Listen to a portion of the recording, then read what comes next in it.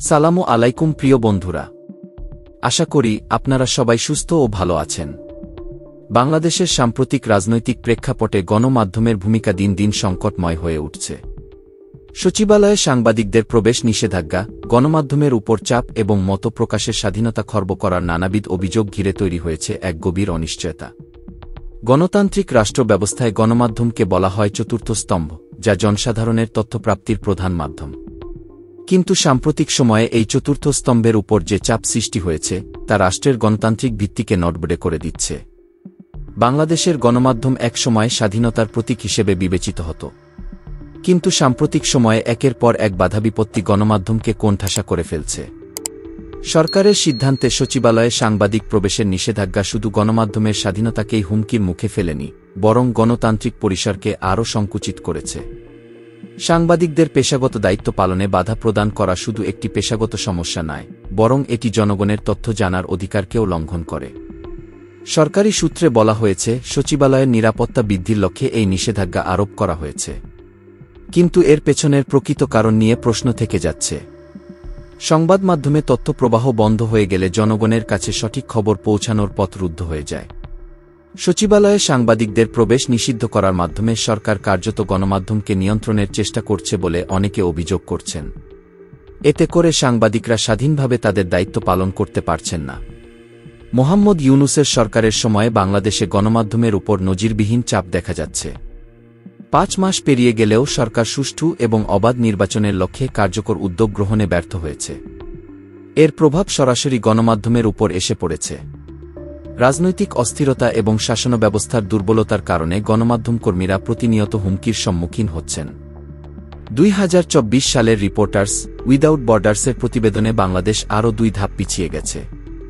১৮০ দেশের মধ্যে বাংলাদেশের অবস্থান এখন ১৬৫তম। এই অবনমন দেশের ভাবমূর্তিকে আন্তর্জাতিক পরিমণ্ডলে ক্ষতিগ্রস্ত করছে। একটি দেশের গণমাধ্যমের স্বাধীনতা তার গণতন্ত্রের মানদণ্ড নির্দেশ করে। স্বাধীনতা সূচকে পিছিয়ে পড়া মানে দেশের গণতান্ত্রিক চর্চা ক্ষতিগ্রস্ত হওয়া। বিরোধী দলগুলোর ভূমিকা অনেকাংশে প্রশ্নবিদ্ধ। আওয়ামী লীগের পতনের পর বিএনপির স্বর কিছুটা উচ্চারিত হলেও তা পর্যাপ্ত নয়। গণমাধ্যমের স্বাধীনতা রক্ষায় রাজনৈতিক দলগুলোর সক্রিয় অংশগ্রহণ জরুরি। বিরোধী দলগুলো যদি কার্যকরভাবে গণমাধ্যমের পক্ষে আওয়াজ তুলতে ব্যর্থ হয়, তবে সংকট আরও ঘনীভূত হবে। সাংবাদিকরা ক্রমাগত হুমকি, হয়রানি এবং চাপের শিকার হচ্ছেন। বিভিন্ন টেলিভিশন চ্যানেল ও সংবাদপত্রের সম্পাদকদের উপর সরাসরি চাপ প্রয়োগ করা হচ্ছে। এটি শুধু সাংবাদিকদের পেশাগত দায়িত্ব পালনে বাধা সৃষ্টি করছে না, বরং গণতন্ত্রের ভিত্তিকে দুর্বল করছে। সরকারি সূত্রে বলা হয়েছে, নিরাপত্তা নিশ্চিত করার জন্যই এমন পদক্ষেপ গ্রহণ করা হয়েছে। কিন্তু বাস্তবতা ভিন্ন চিত্র উপস্থাপন করে। সরকারের সিদ্ধান্তের কারণে গণমাধ্যমের স্বাধীনতা হুমকির মুখে পড়েছে। সাংবাদিকদের কণ্ঠরোধ করার প্রচেষ্টা দেশের গণতান্ত্রিক ব্যবস্থাকে আরও দুর্বল করে তুলবে। যদি বর্তমান অবস্থা চলতে থাকে, তাহলে বাংলাদেশে গণমাধ্যমের স্বাধীনতা আরও সংকুচিত হবে।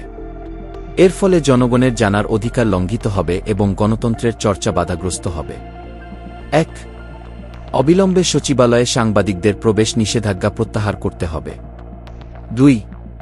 স্বাধীন এবং অবাধ নির্বাচনের পরিবেশ নিশ্চিত করতে হবে। ৩. গণমাধ্যমের ওপর থেকে সব ধরনের অবৈধ চাপ এবং সেন্সরশিপ প্রত্যাহার করতে হবে। ৪. সাংবাদিকদের নিরাপত্তা নিশ্চিত করতে হবে। বাংলাদেশের গণতন্ত্র এবং উন্নয়নের স্বার্থে গণমাধ্যমের স্বাধীনতা নিশ্চিত করা অপরিহার্য। সচিবালয়ে প্রবেশ নিষেধাজ্ঞা এবং গণমাধ্যমের উপর চাপ দূর করতে না পারলে দেশের গণতান্ত্রিক অগ্রযাত্রা ব্যাহত হবে। সরকারের উচিত অবিলম্বে সাংবাদিকদের প্রতি সকল ধরনের বাধা দূর করা এবং গণমাধ্যমের স্বাধীনতা নিশ্চিত করার লক্ষ্যে কার্যকর পদক্ষেপ গ্রহণ করা। তো বন্ধুরা, অত্যন্ত গুরুত্বপূর্ণ এই বিষয়টিকে কেন্দ্র করে আপনি ব্যক্তিগতভাবে কি মনে করছেন তা অবশ্যই কমেন্ট বক্সে লিখবেন। তো বন্ধুরা, আজকের মতো বিদায়। নতুন কোনো ভিডিও নিয়ে আবার দেখা হবে। সে পর্যন্ত সবাই ভালো থাকুন। আল্লাহ হাফেজ।